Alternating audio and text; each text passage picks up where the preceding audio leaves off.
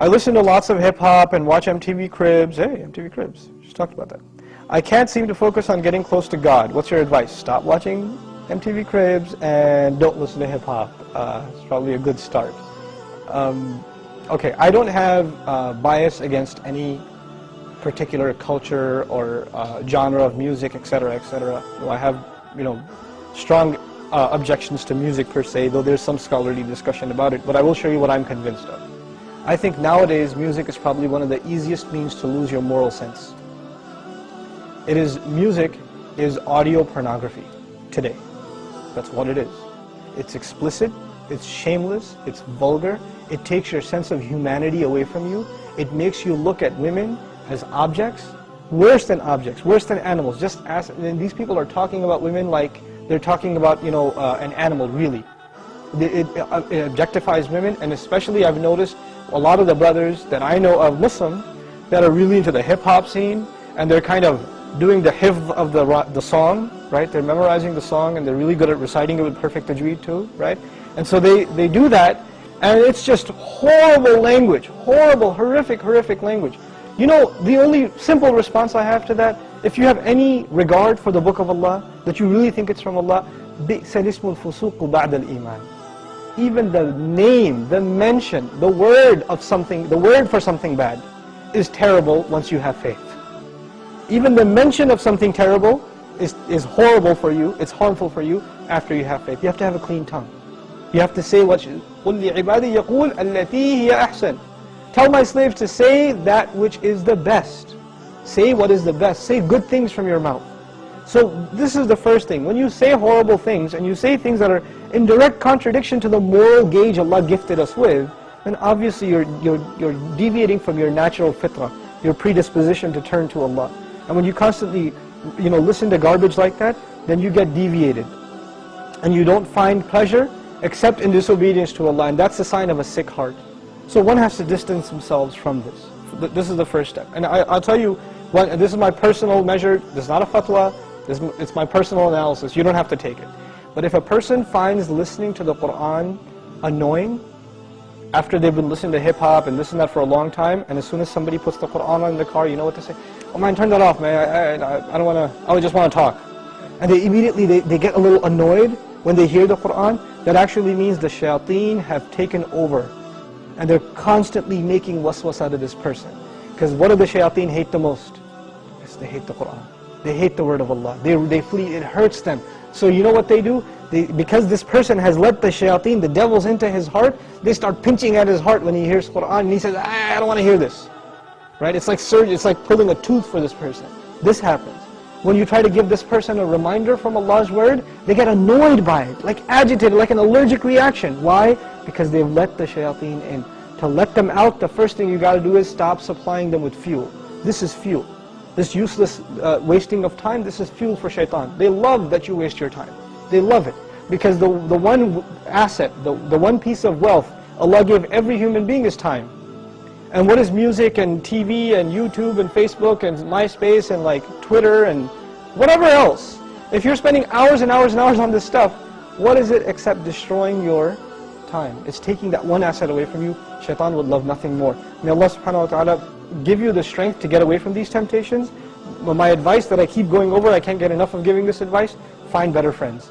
Find company that is not into these things and try to spend more time with them, and inshallah you'll wean yourself off of these habits. Bi-idhnillah. Have you ever had a song stuck in your head? A dumb song that perhaps you don't even like, stuck in your head all day, and you are conscious and awake and you can't get it out of your head all day. This is while you're conscious and awake and you can't control it. So what about when you're in the stupors of death? Stupors meaning like a drunken state. If you're 100% awake and you can't control a song in your head, what makes you think you can control it when you're in the stupors of death? And a song that you love might come out. And so these songs, they roll off our tongues easily. I'm going to ask you, I'm going to give you some lyrics, alright? And if you can complete them, you can complete them out loud, or you can complete them internally, or whatever you like. We will not accuse you of knowing these songs. Because some of them I had to call friends and got these lyrics from. Some of them I heard from commercials, and even in the newscast I would hear them. So if I say, who let the, you know the end. And if I say, oops, don't worry, I love you, you love me, ain't no mountain, I believe I can, you say I'm a dreamer, but how about some difficult ones? Under my umbrella. I've never heard this, but they told me you would know it. Okay, now for the gangsters. Been spending most of their lives living in a...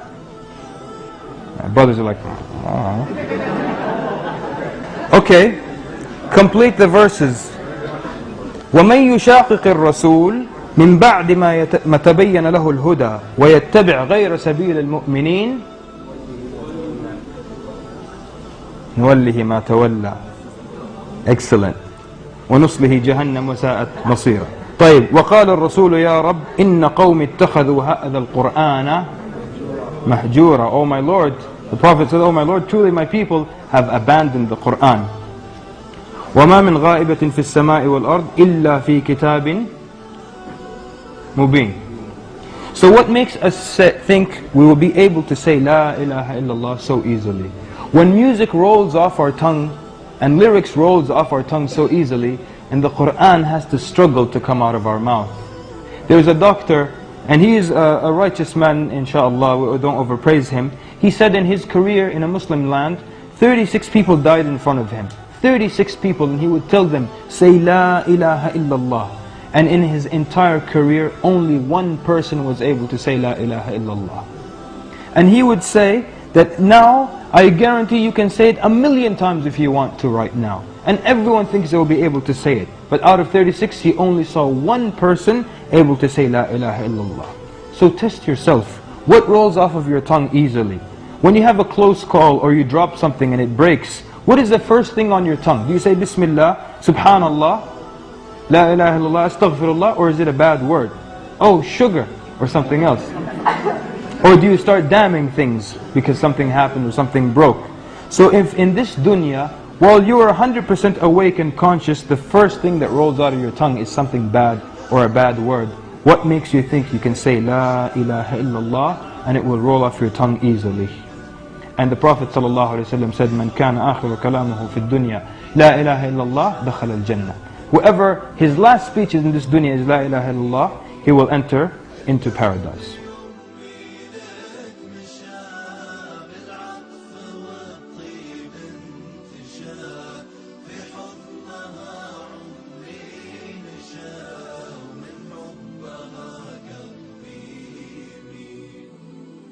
حياتي وجنتي انت عيوني وبسمتي حبك شعاع